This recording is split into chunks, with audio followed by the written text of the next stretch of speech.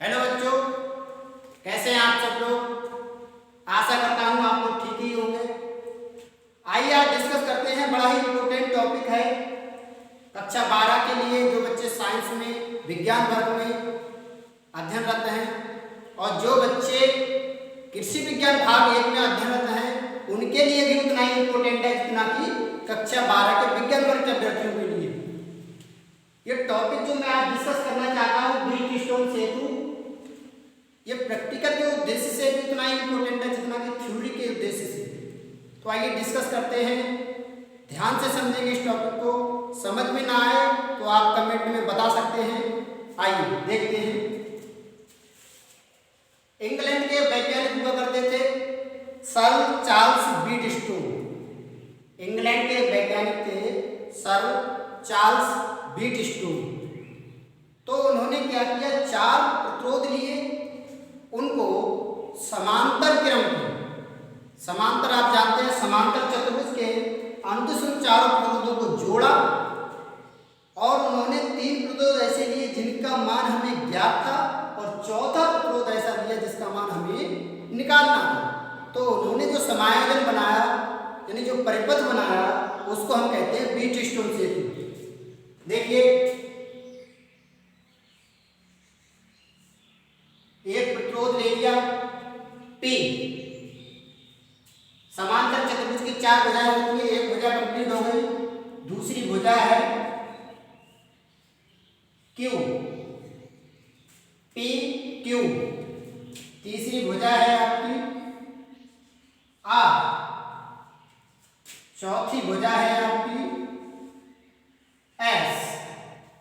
यह समांतर चतुर्भुज के अंदर 4 प्रतिरोध लगा दिए, P Q R S। इस समायोजन को एक बैटरी के द्वारा जोड़ दिया गया है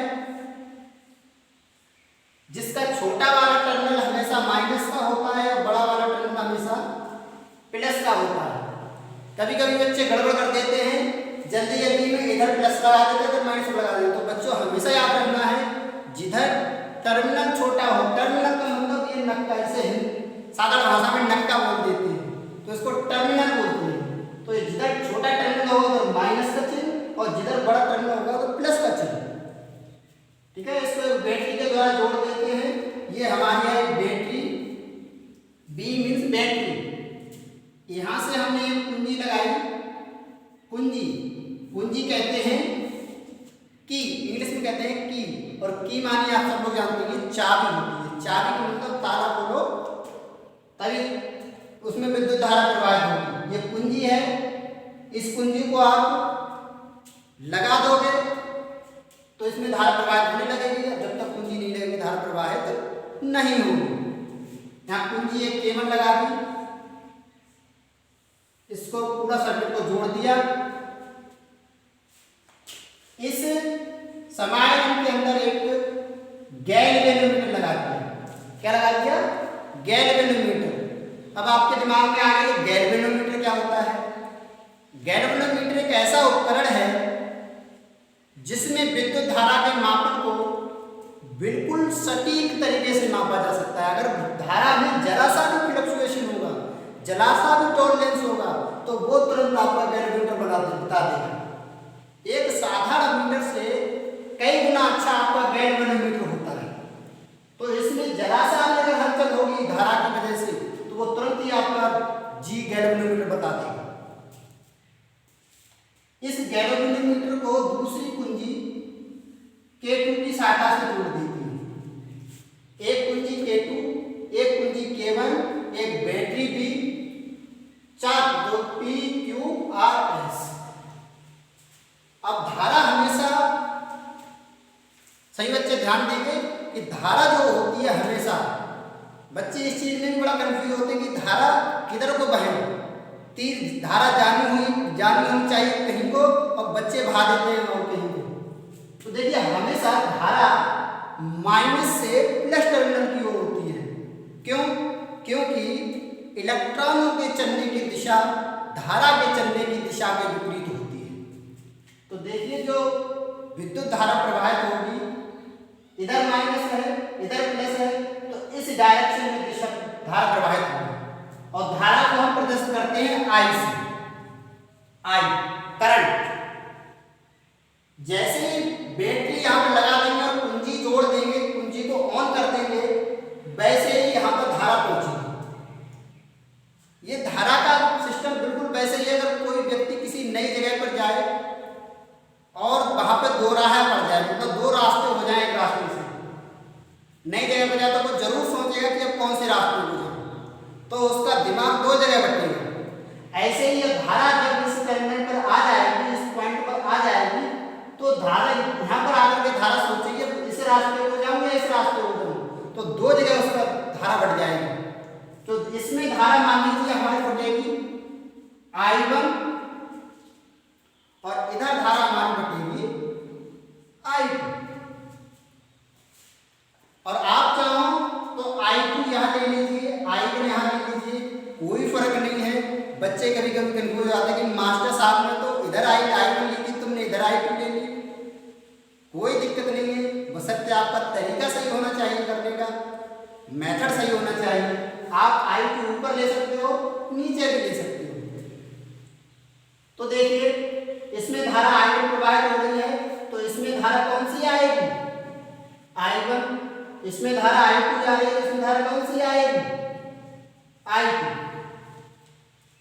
दोनों धारा मिलकर के कहाँ जाएंगी? इस इधर की ओर डायरेक्शन आएगी। आगे जाकर के एक रास्ता पर आगे तो सोचना क्या है, एक ही रास्ता होगा तो सीधा चला जाएगा। तो इस प्रकार का जो समायोजन है, चार प्रतिरोध हैं P, Q, R, S। एक बैटरी है B, एक कुंजी K1 है, एक कुंजी K2 है। इस समायोजन के बीच में एक गैल्वेनोमीटर G जोड़ देते हैं।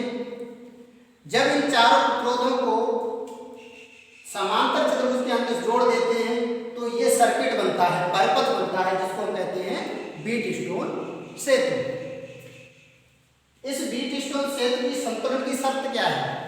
बड़ा इंपॉर्टेंट टॉपिक है, परीक्षा में कई बार आया हुआ है कि व्हीटस्टोन सेतु क्या है, इसके संतुलन की शर्त क्या है। देखिए संतुलन की शर्त क्या है?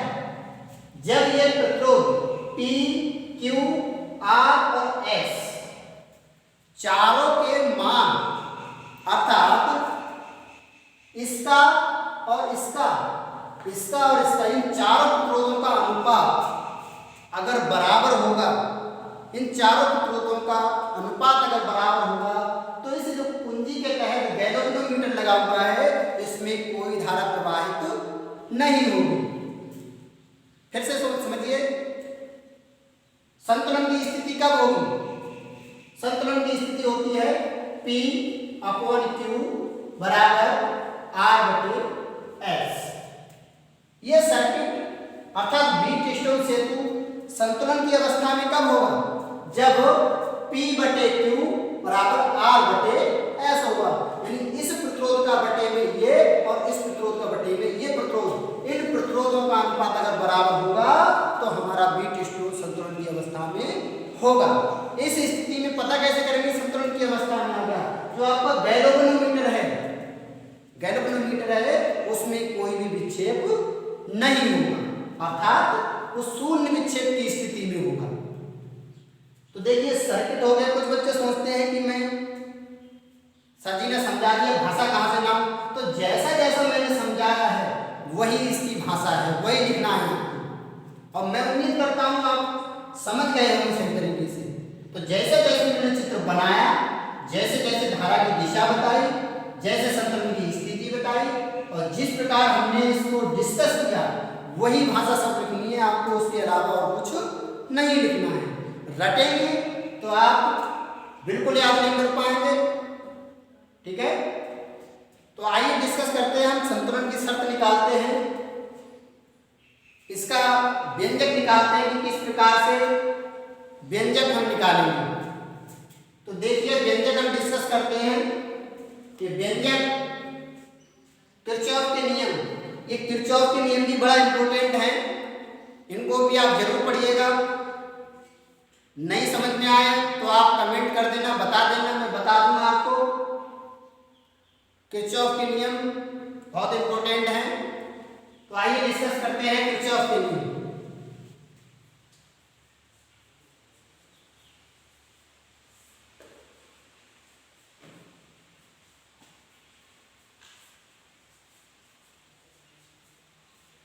किरचॉफ के नियम से हम इसके संतुलन की शर्त निकालेंगे।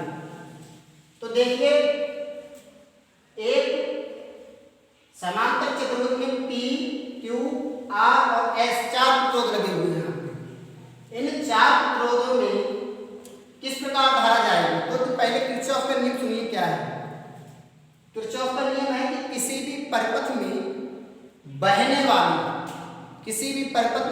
वाली समस्त धाराओं का, जितनी भी धारा बहेंगी किसी भी सर्किट में, उनका बीजगणितीय योग शून्य रहता है। बीजगणितीय योग का क्या मतलब है? अगर धारा सारी एक ही दिशा में जा रही है तो धारा सभी प्लस की होंगी, और धाराएं कुछ जा रही हैं कुछ आ रही हैं तो उनका बीजगणितीय योग का मतलब है जाने वाली धाराएं माइनस आने वाली धाराएं। तो इसमें लगाएंगे किरचॉफ के नियम से, कौन से वाले परिपथ में? इसमें लगाएंगे आप, देखिए, चतुर्भुज, इसको आप नाम दे दीजिए A, B, C, D।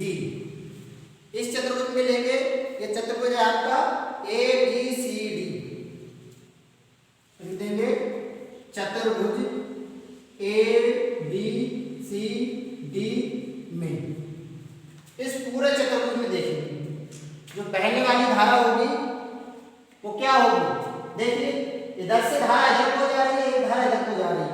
कहने का मतलब है रास्ते हैं दो, इस तरीके से धारा बढ़ रही है, तो एक जाएगा इधर को, एक जाएगा इधर को, तो अपोजिट धारा होंगी एक दूसरे की।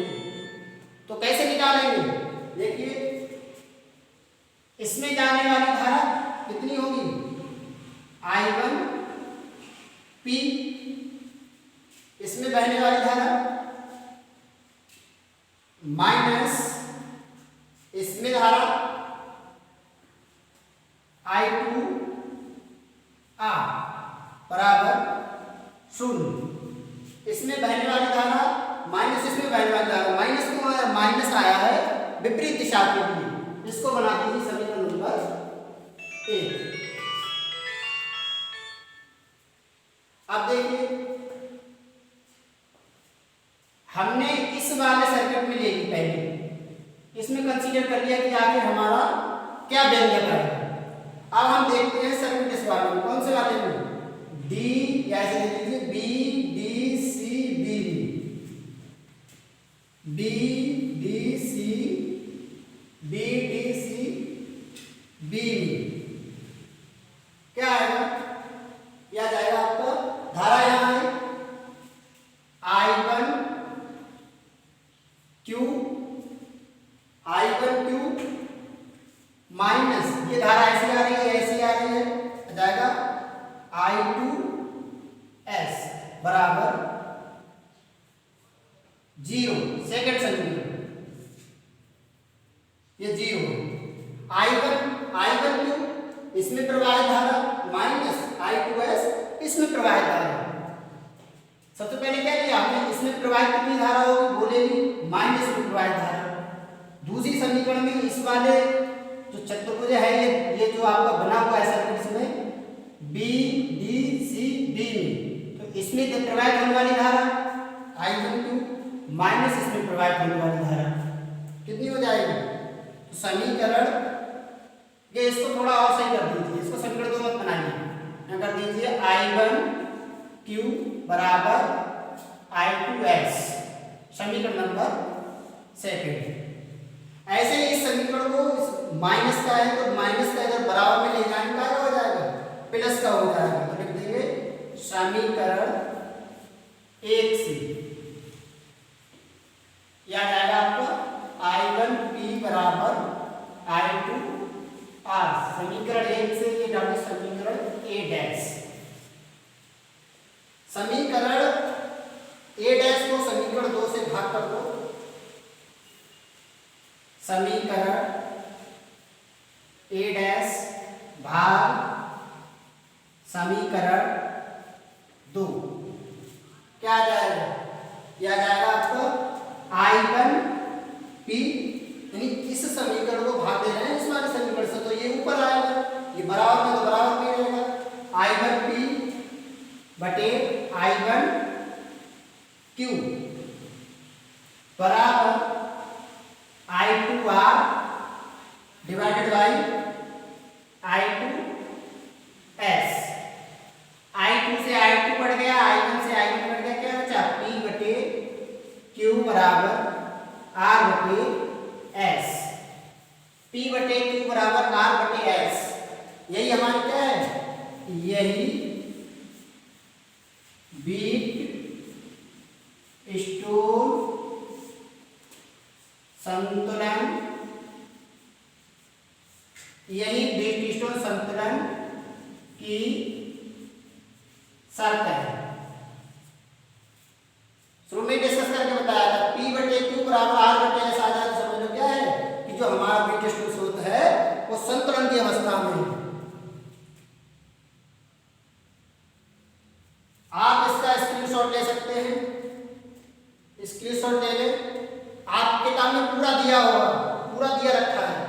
समझ में ना आए तो फिर बता दो, फिर बता दूंगा आपको। स्क्रीनशॉट ले सकते हैं आप इसका।